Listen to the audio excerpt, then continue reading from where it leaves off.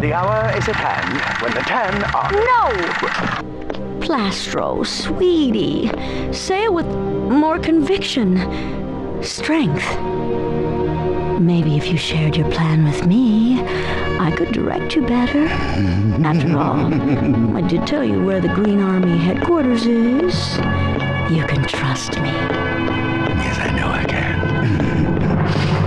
The hour is at hand when the Tan Nation will take its rightful place as the most supreme power in the world.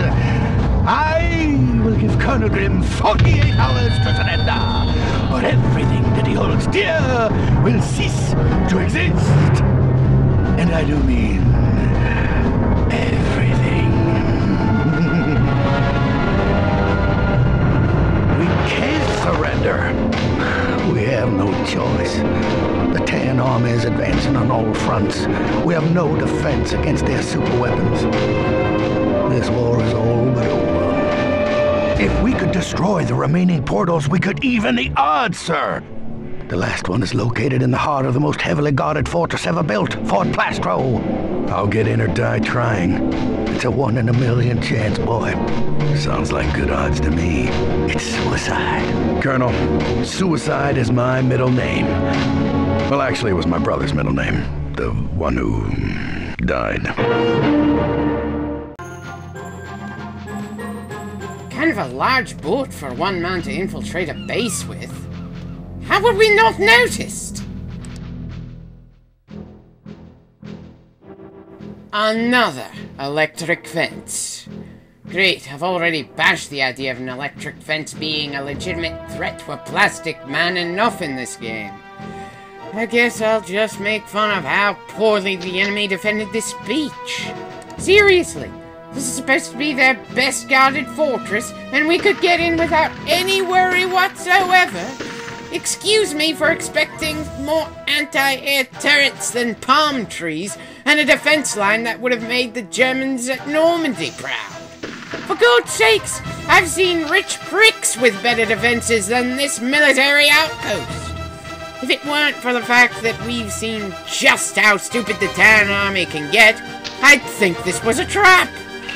And of course, someone with a shotgun is shooting at us from a range that only a sniper rifle could possibly hit. Bloody hell, these guys are brainless. Still, it does feel a little early for us to be charging into the main enemy fort. We've got 6 more missions to go after this one. And since Plastro is the main villain in most of the games of the entire series, I somehow doubt we're going to get to kick his ass in this mission. Okay, you'd think these guys would realize by now that minefields are little more than speed bumps. Considering the fact that most of their infantry doesn't even make it to speed bump territory though, they might think it's legitimately more threatening than their troops. It's not like they can analyze how different methods of launching and placing troops is actually more likely to kill us. Still, feels pretty strange that we've yet to face a mission that felt nearly as hard as the 4th mission of the game. The combination of cheap enemy spawning and so many tanks that we barely had the ammo for all of them made it ridiculously easy to lose. Whereas the other missions we've gone through have been relatively easy to go through if you know what you're doing. Granted, you would have to play this game before and have a pretty good memory of where to find ammo and what they're likely to throw at you. But it's genuinely possible to get through pretty much all but that one mission on your first playthrough on normal difficulty. Anyway, time to take care of these 2 schmucks. Here's hoping we don't get killed by a mine on the way back down.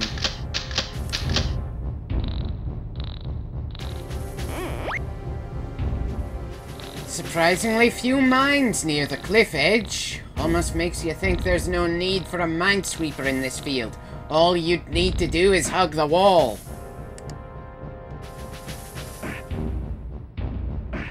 Sarge, just get up there! Oh, hello! And goodbye. Seems that coming up here has spawned a few more tan bastards. Shouldn't be too much of a problem, assuming our shots don't get blocked by trees and window edges due to iffy hit detection. I know, I've complained more than enough about the hit detection in this game, but every time I see it, I can't help but feel annoyed. When you've got a clear line of sight to someone, and you're wielding a weapon that's certainly accurate in that particular distance, you should hit them every time. But the inconsistency and unpredictability about it makes it all the more annoying.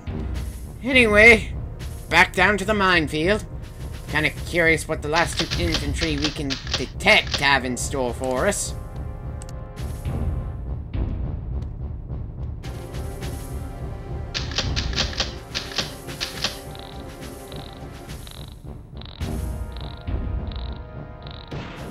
Bloody hell, a bazooka! Where is he shooting from? Aha! And he's not all that good at aiming, apparently. That takes a good amount of fear out of the situation. And yet another shotgunner who doesn't know the range of his weapon.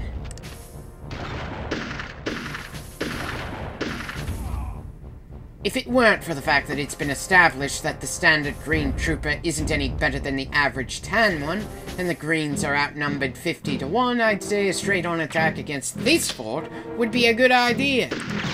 Since I don't know what the hell's going on in the rest of the war, where we're trying to hold the enemy back and all those other important details, however, I just can't imagine the greens charging against the tan's defenses.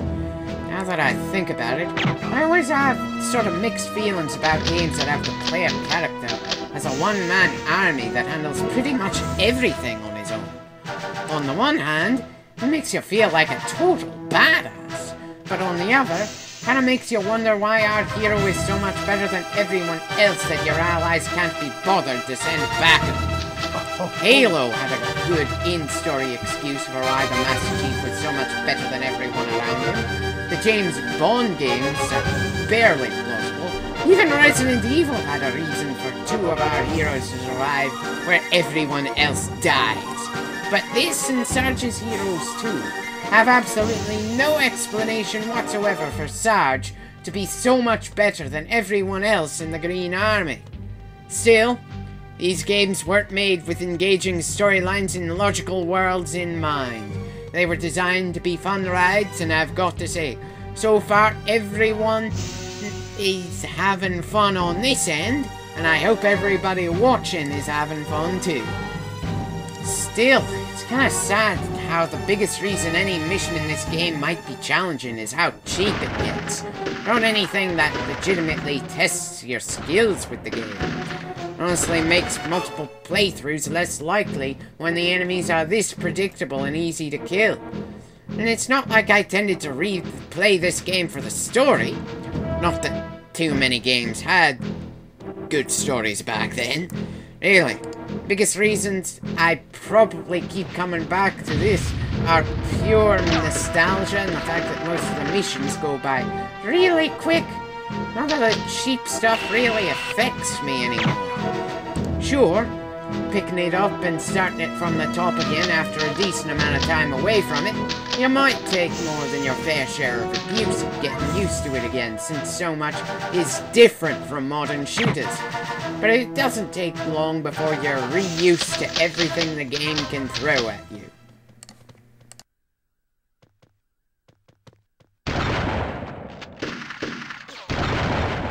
The heck?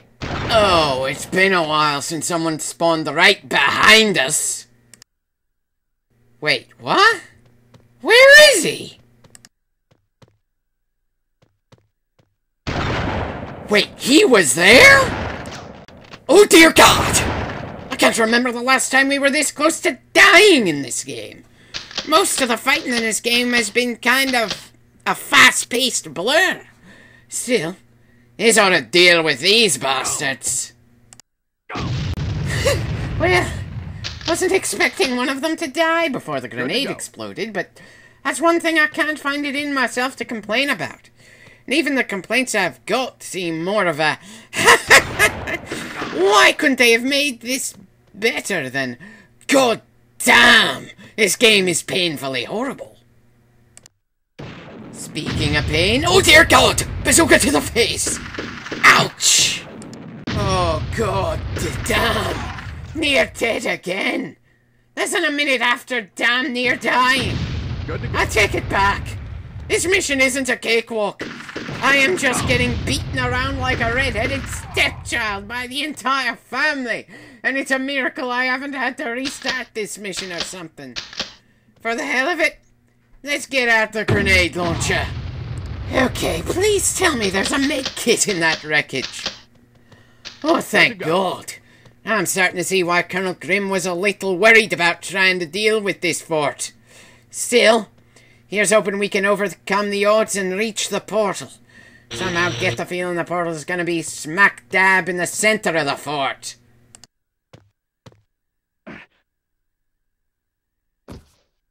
Really? The second objective was that close to the first? Kinda makes me wonder why they bothered to put that on the objective card. Is it because they felt the need, an excuse for that cutscene of Sarge climbing over the wall? Considering the fact that it looks like we need to climb over another wall immediately after, I somehow doubt that. Yep, no way in other than to climb a wall right after we just climbed a wall. Huh, new music. Actually does make me imagine a squad of soldiers going through a major fortress of doom and struggling to break through hordes of enemies. Pretty appropriate. It would be better if we weren't charging into this mission alone. This music really makes it feel epic. While this mission certainly is kicking it up and proving to be one of the more fun ones in the game, it's hard to consider something epic when we're charging in alone against a ridiculous number of well-armed enemies. Granted, they aren't intelligent enemies, but it's proven tougher than the average mission so far. I'm suddenly a little nervous. Does this mean all the missions after this are only going to get harder? And of course, the mini-map isn't proving to be at all useful since the terrain isn't as wide open as we're used to in this port. While it isn't a narrow corridor or something, those walls certainly kind of make me feel claustrophobic. Sure, in the bathtub mission we had ridiculously little room to maneuver, but at least we didn't have walls all around us. Seriously, the walls are making me feel pretty nervous and I'm not sure why. All I know is that my heart is pumping faster in any mission since we rescued Rick, and I really wish we had someone we could depend on to back us up this deep in enemy territory.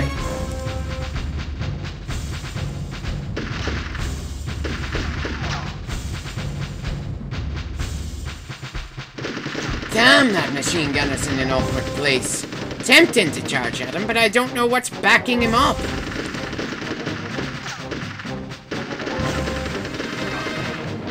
Great, more explosives. I'm starting to feel like the only person left in this war who uses a simple rifle at all.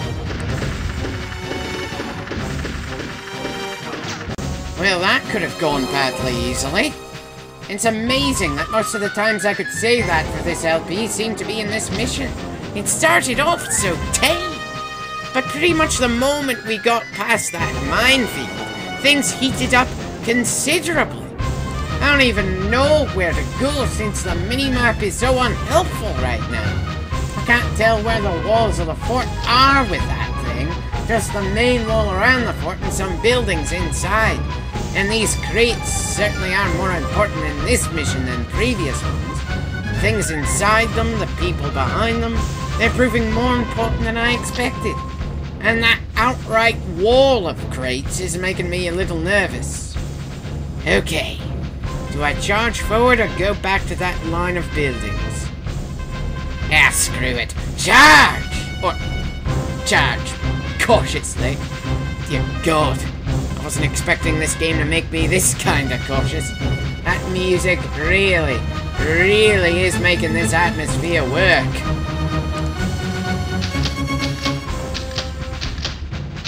I guess both enemies are in those cement circles. What do you call those, anyway? And why would you build them? Wouldn't a pillbox or a bunker be more useful? can't toss it in perfectly to the other one, but I think this is a good enough throw. May as well blow up some of these crates and see what's inside them, too.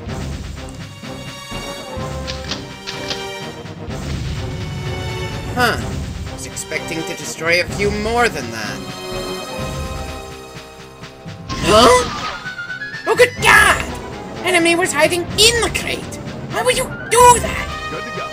Screw it! If there are any enemies inside these crates, I'm going where there aren't many crates. Back to the line of buildings. Now, if you'll excuse me, I'm going to rest my voice until the next interesting thing happens. This mission is really feeling more exhausting than I expected. Woo!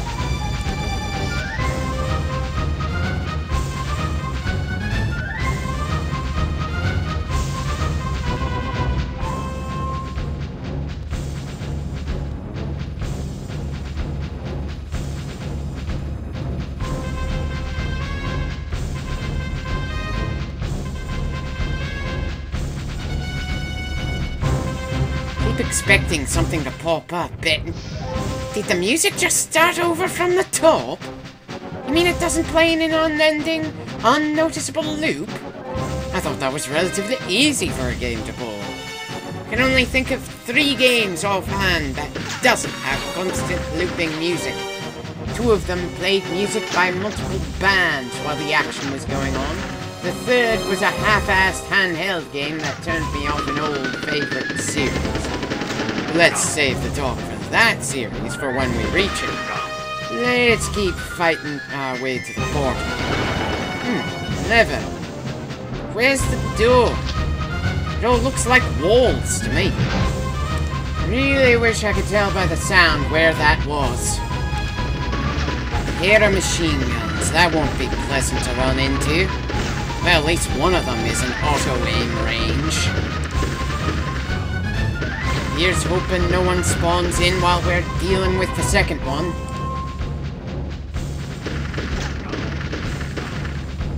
Okay, I just heard 2 death screams. Why'd I hear 2 death screams when I only killed 1 guy? Actually, better question. Why am I running all the way around again? Okay, I'm really not understanding why I did this when I recorded this mission.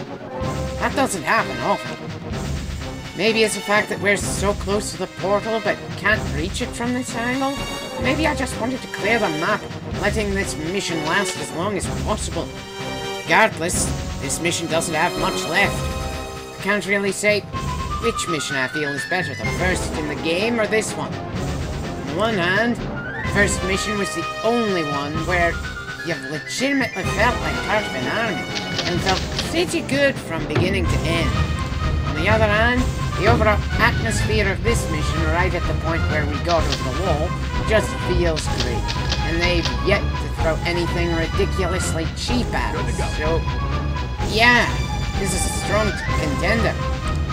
Keep expecting to see a helicopter or something sooner or later, but wait.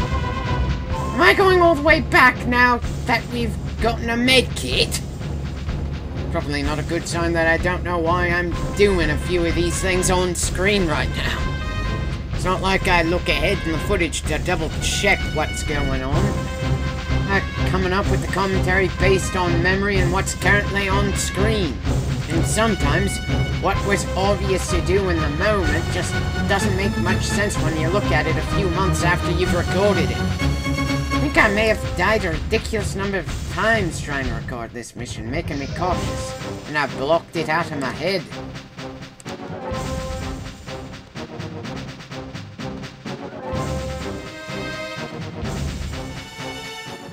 Music dying off. Not a good sign. Grenade launcher, bazooka... Yeah, something's going to happen here.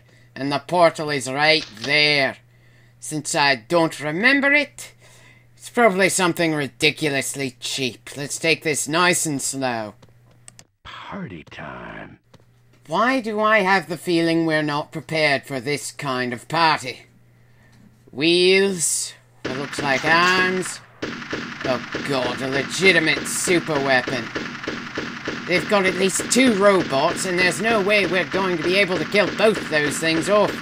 These things ignore anything less than explosives, but trying to kill them would get us killed so ridiculously easy. Oh, of all the times to introduce a monster like that. The auto aim in this game doesn't pay attention to anything that isn't infantry-sized. Let's see. How many bazooka rounds does it take? Apparently more than we have. I'd rather not get close enough for the grenade launcher to do something, but since we lack other options... Yeah, I'm kinda being stubborn with the rifle. I guess I just remember that the rifle could kill anything but a tank in the second game if you pour in enough ammo, and I'm hoping that it's the same with this game. And according to this evidence, that's not the case. And if I'm stubborn enough to try that, I'm going to try the sniper rifle and whatever else we've got until I realise how dire the bloody situation is, and the obvious solution. Run between them and hope we're not torn apart. Huh, wasn't expecting the sniper rifle to do that.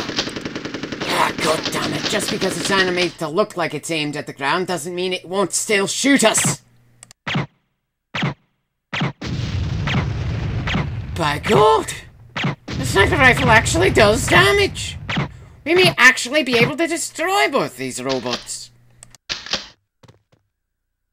That certainly makes me feel more comfortable with the grenade launcher.